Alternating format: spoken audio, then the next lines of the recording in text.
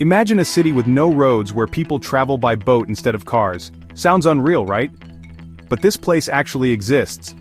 Welcome to Venice, Italy, the floating city built on 118 small islands, connected by over 400 bridges.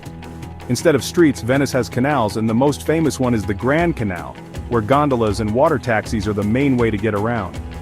But here's the scary part. Venice is sinking.